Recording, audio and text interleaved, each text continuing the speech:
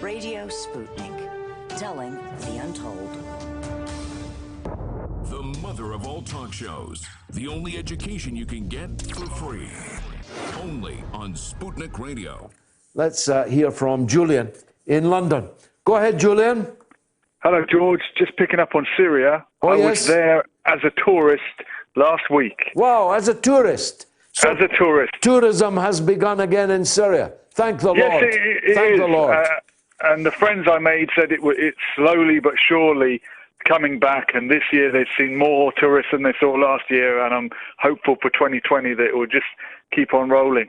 I was in Malula that you mentioned, where they speak Aramaic. How wonderful and a place the it is. icons that were destroyed and damaged are still on display.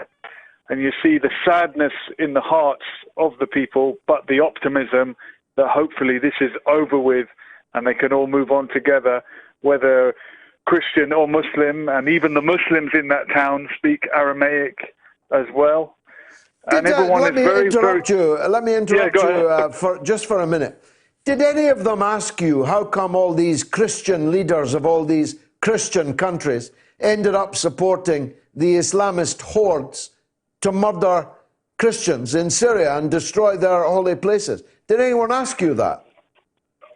No one asked me that, but I think the Christians that they would think of are Russia, and I saw a lot of people mentioning positive imagery. There was even plates saying, "Thank you, Russia, for your help in all of this." And I think Russia is more of a Christian country than these other so-called... I don't think these other countries that you mentioned are thought of as Christian anymore. Well, yeah, maybe that's the point. But Pence and Trump wear their evangelical insignia on their sleeves, and yet there they were paying the money for the cutthroats to murder priests and nuns. You couldn't make it up.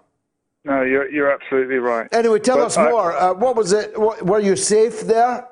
I felt very safe. I was looked after very well by locals. Safer than London in some places at some times. You know, a funny moment, we were in the souk, in the market, and a couple of little boys kind of started trouble with an old man, and there was almost like a little angry moment. And I said to the guide, "This is the most dangerous moment of my trip in Syria so far." Yeah, amazing. You know, that said, I saw destruction. Yeah, what's the standards? I saw the evidence. Yeah, go on.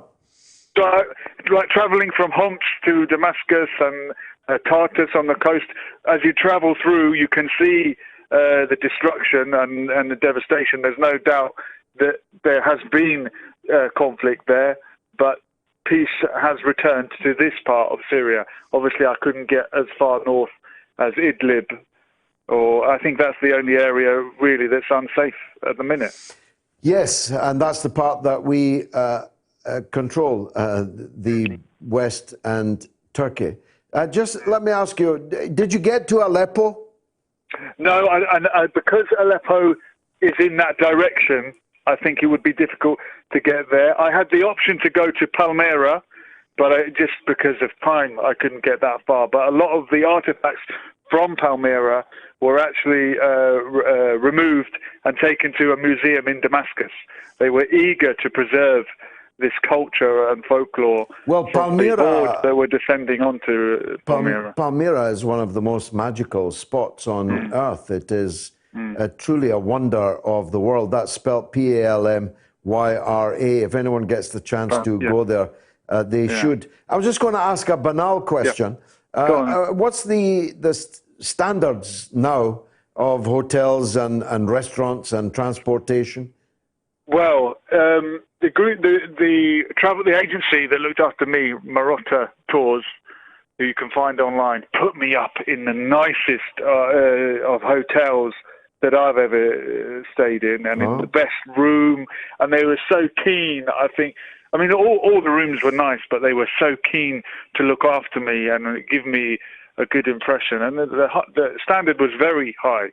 You could have been in any Mediterranean country. Yeah, the electricity cut out about 5 times a day. The food is better. The food is better, yeah. The food is better, and the electricity is temperamental. But all this will improve with time, I think. Fantastic call, Julian. Thank you very much for making it. That's Julian in London, who's just been on holiday in Syria. Just fancy that.